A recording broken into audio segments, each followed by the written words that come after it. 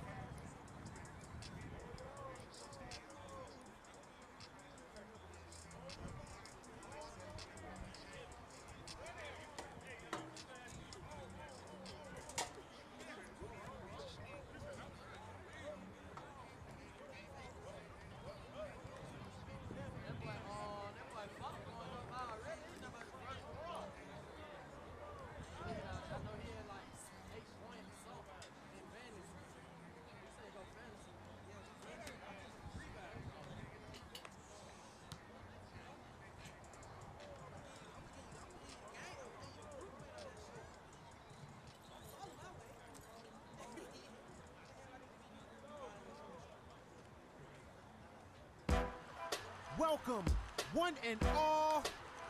Let's go! It's time to get it started. It's time to stand to your feet. Competition sits at the door, hoping to serve you defeat. Coaches, get out your playbooks. Players, get pads and cleats. Fans, get out your merchandise. Make it loud as they need. Refs, get out your whistles. It's time to get it ready. Run up and down silence. Make sure the call is steady. Minutes before the action and the matchups announced. It's time to go to war, not giving it now. It's game time. And it's Saturday night, where the only shots taken on the field tonight. It's game time. And it's Saturday night, where the only shots taken is on the field tonight.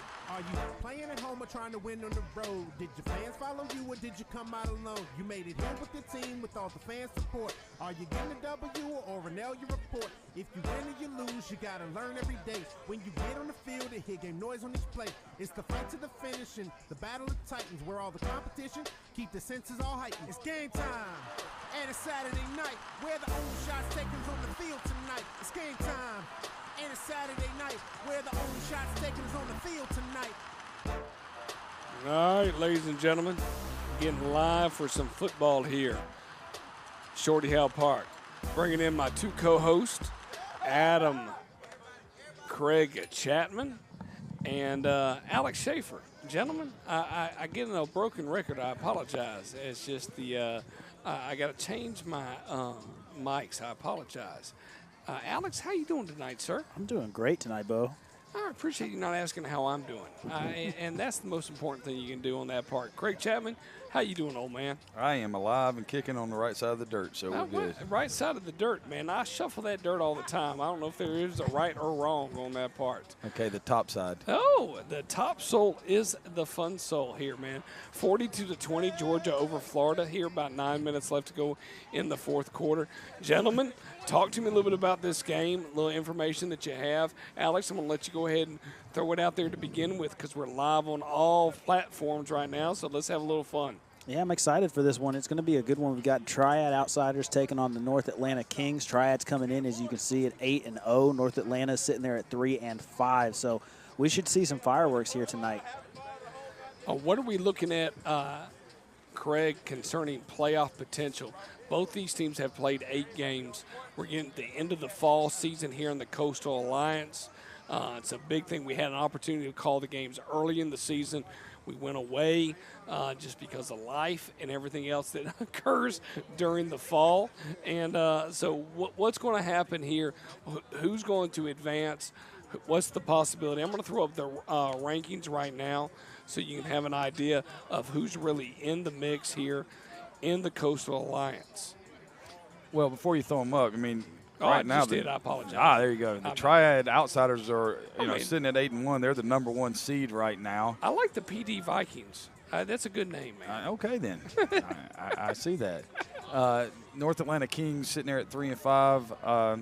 If I'm reading this correct, that the top 7 go to the playoffs. Okay. So right now that would put the North Atlanta Kings in kind of one of those situations where There's 9 teams in the league right now. they probably need to win to keep that spot secure. Yeah, based on what Carolina Bengals or the Carolina Cardinals could do tonight. Yeah, right. And then you got the Outsiders wanting to stay ahead of your Vikings. Yeah. In the loss column, so that they maintain their number 1 seed. I definitely understand that on that part. Overall, Alex, what have your?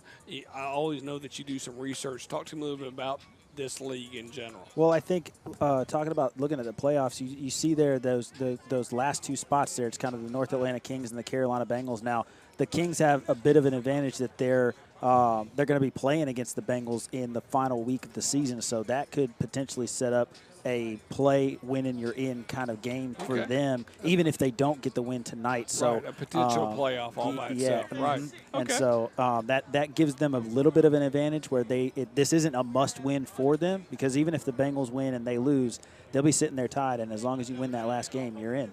Okay. All right. You know what, Craig? Alex has that positivity umbrella about him, and that's good. I mean, he reminds me of a gentleman that was my age back in 98 at halftime of the Atlanta Falcons-Denver Broncos game, when I was like, we still got an opportunity to win the game, and we didn't. Well, that was me too. So. Yeah, I was like, if we kick 7 onside kicks and score every time, we're good to go. If Elway somehow came down with food poisoning at halftime. Yeah, listen to you. Food poisoning. I called it a shiv. That would be about the only one. I did get that. Am I allowed to say that on the air? No. I don't think I am. Let you run the business. So. Yeah. Delete, we call it. All right, gentlemen. Well, I want to talk a little bit about, we haven't had much of an opportunity in the past couple of weeks to really talk about this. But if we were to go into the Outsiders and say, hey, let's dig into the keys of the game right now. Talk to me a little bit about the keys of the game for the Outsiders. Well, I mean, if you're the better football team, which the record clearly states that you are, then the one thing that you want to do is play clean. No, don't donate. Don't give them short fields. Don't turn the football over. Don't commit, sloppy penalties. No pre-snap stuff. Stay on schedule, and you should be fine. All right, Alex, talk to me a little bit about keys to the game for the North Atlanta. Well, like Craig said, on paper you're looking at this undefeated Triad Outsiders, but North Atlanta's coming in with a lot of momentum and a lot to prove here tonight, because you got the best team in the league effectively, and that always gives you a lot of bit of extra energy, a little bit of oomph, because you want to knock off the top dogs. And so if they can take care of business here, like I said, they're staring down a possible playoff opportunity, and if they win right now, I think you win and you're in. I definitely agree with you on that part. Craig, just look at their and you get the Triads. We'll let Alex really kind of dig into the team that's not doing so well and on and off right now. You'll get that opportunity, the undefeated team. Craig, talk to me a little bit about how hard is it to stay undefeated. Go ahead. I mean, every time you take the field as the undefeated team, you have the proverbial target on your back because everybody wants to knock you off. Agreed. The good part about being the undefeated team, and I've been lucky enough to be on that side, a couple of times in my career, is that normally if you're undefeated, it doesn't really matter what the target says. You've got better players or better difference makers than whoever you're playing, and it kind of shows up. But if you look right here, this 8-0 is not without tough games. You got an 18-14 game, a 12-6, and a 10-6. So there have been some close games, all right. But you also have the 36-0, 38-8, 19-0. Anytime you can throw up a 0, that's pretty impressive. And this is the first time they faced off against each other all year right now. Talk to me a little bit about Alex. Talk to me a little bit about coming out. I mean, your last win was last week against Tri-County, and before that you had three losses back to back. Right. Well, it's going to be good coming home because you can see they had a bit of a road stretch there, just the one game at home out of their last 4, and then they got the win on the road last week. So it's not just good to get back in the winning column, but to get a win on the road and then feel good coming home. That like I said, it gives them a lot of momentum coming into this week. And for the undefeated team, the Triad Outsiders, it's just kind of business as usual when you're rolling along. When you're a team that's had a few losses in a row and then you get that big win, get yourselves over the hump, that's going to give you a lot of energy going into the next week, and it's not business as usual, and now all of a sudden you've got a lot more to play for. I definitely agree with you on that. Hopefully get an opportunity to get a little playoff action here for the Coastal Alliance. We appreciate here on Score 58 Network for everybody to reach out. We're live here on Facebook page, on the Coastal Alliance page. We're also on Score 58 Network page. We're on Twitter. We're on YouTube. We're on Vimeo. You can download, watch it on the big screen, and say, hey, we're enjoying some football across the board here. Speaking of that, we have some time before that. And it's always, if y'all tell me you see zebras, let me know.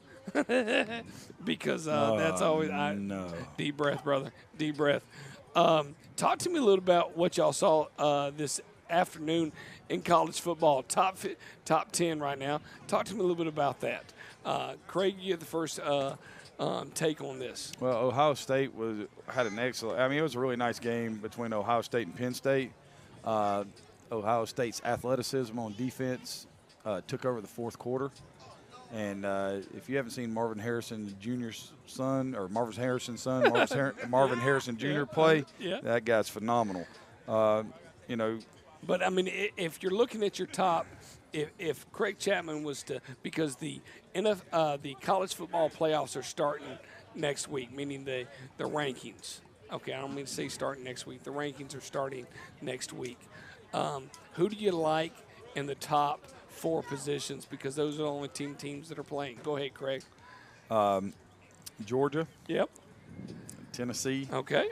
What? Okay, I'm sorry. I'm not going in order. I've just named I know. Georgia, Tennessee, Ohio State. What? And as bad as I hate to say it, Michigan, because I don't think Clemson is as good as their record states. All right. Alex Schaefer, you get to join in on this part right now. Go ahead. I would agree, except for I'd put Clemson in there over Tennessee. I know they had the big win against Alabama, but it still is. I think they still have a lot left to prove. Where Clemson has been rolling for the last several years, we know what we're going to get from them, and I don't know. I just think they're a better team. Very interesting across the board right now. I appreciate y'all's input on that. I'm going to say this. Clemson could never score 52 points to win a game. No, right now, based on the quarterback, I would agree with you on that concept.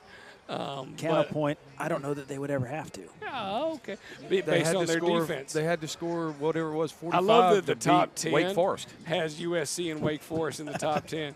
I mean, to me, does Bo Nix and the Oregon Ducks have an opportunity to get into the top 4? I don't think they do. Okay. I think that albatross from week 1 or week 0 when they played Georgia, and it was just a wreck for them. It was. I don't know what Oklahoma State did today. I know they were ahead. They're still winning. And then the fun of this is going to come down to it's better it's an SEC world, yeah, man. The fun of this is going to come down. You're going to have Georgia and Tennessee play, and Ole Miss and Alabama and play. Ole Miss and Alabama and LSU and all these. My goodness and all of these gracious. things that are going to come around to and where Michigan and Ohio State have to play each other too. Absolutely do. But here was my thought on the other day. What happens if Georgia beats Tennessee? Alabama wins out. Georgia plays Alabama in the SEC championship game. And beats them. Alabama beats Georgia, and Tennessee makes it to the college football playoff as a one-loss team. With their They only will. loss, with their only loss being at Georgia, Oh, no, it'll be Georgia, Alabama, Tennessee, and Ohio State, or Michigan. the people would lose their mind. They were like, we need a 12-game playoff right now. I do enjoy college football, hands down, and to be able to do Saturday night football with everybody on that end is great. But I'm going to lean into Craig Chapman's really a forte. Talk to me a little bit about how you feel about Major League Baseball right now. Well, we got in from our game really early last night. I don't know why that happened. But It's a running clock, yeah, sir. but- I mean, you're playing Peach County, and Yeah, you scored once. They scored 63 times. Thanks, man. Okay, Appreciate it. I'm just giving Appreciate you. that. If you didn't know what happened, I want to make sure there was no concussion Yeah. protocol that existed in your I world. felt Go. like I got concussed. It's okay, man. Don't yell at me. Yeah, I right couldn't. now. Last night I came in, and after we met, I just kind of flipped on my computer and I was looking at high school scores. And on the side of the high school scores, they had the score of the game, and it was 5-0. And then 2 minutes later, it was 5-5, and I was Yeah. like, "Wow!" It happened. The Phillies Do are. they have it? The Phillies are that team that, everybody always talks about a team of destiny. Right.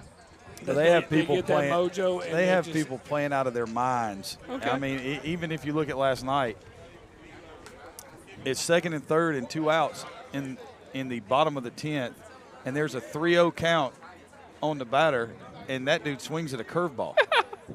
At a curveball, Yes. not a fastball. No, and curveball. he swings at a curveball, and I lost my mind.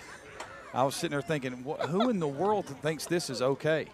But I picked the Astros. I was talking to a couple of the guys that I coach and a couple of our baseball players at the school, and all of us had this consensus that it was going to be the Astros in 5 or 6. But after watching last night, I mean, I don't know. I feel I kind of feel like Dusty Baker. I want him to win the World Series just because I kind of like Dusty. I do like Dusty. I mean, and he's had his run Yeah. of things. I mean, tell me all the where has he been so far? Well, he was in San Francisco. Correct. When they lost to the Angels. He kind of turned the Cubs around and could never get into. He was the manager of the Cubs in the Bartman game. yeah. He was in Washington when they decided not to pitch Verlander. Strasburg Yeah. because they wanted to protect him, didn't want him to get hurt, and then he got Right. hurt anyway. And then last year, he had to face off against last year's team of destiny, the Atlanta Braves. So now he's gotten the same another team from the same division that got hot at the right time, and that's just what baseball is. It's not always the best team, because if you look at the Dodgers, everybody would say, well, they won 110 games. They were the best team, and they're not going to win. They didn't even win a playoff series. No.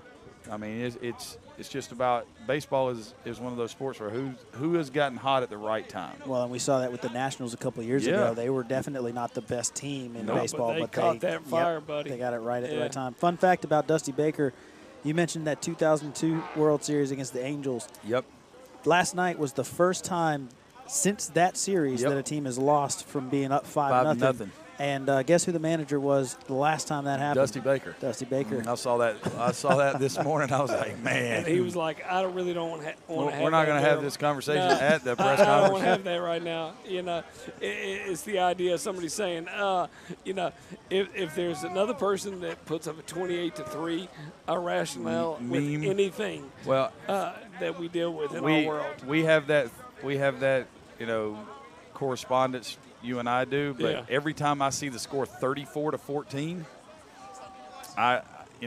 especially if it's in a game I'm coaching in, Is that because Norcross? No, it is not. We were up 34-14 at Stars Mill one night Oh, no, I was there and filming had it. the ball, Yeah, I filmed it. fumbled, and they came back and beat us 35-34. In overtime. No, they beat us in regulation. Okay, my bad.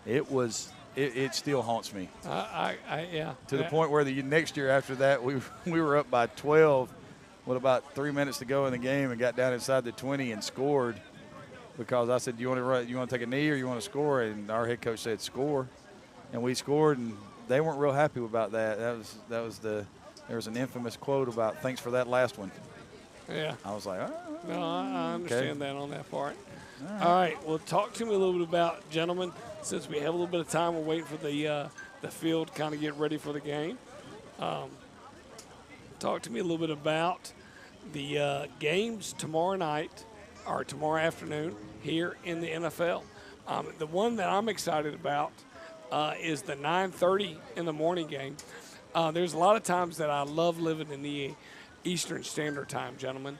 And I say this because, and it's not on the list right now, but we have a London start time at 9:30. We have the Jaguars playing the Broncos, and we all know the rumors about good old-fashioned Russell Wilson doing high knees for 4 hours on the plane. on the plane. Yeah. I mean, I do that. I mean, as long as I can hold a drink while I'm doing my high knees. If I'm holding a drink in my high knees, I'm doing my job. And ladies and gentlemen, he means a drink of ice cold Gatorade. That's all it is. I mean, and it's both hands. It's both hands. It's a jug of water. I like to make sure that I am hydrated. But the most important thing is I'm going to get your thoughts here, Alex. And I'm not going to cut your mic.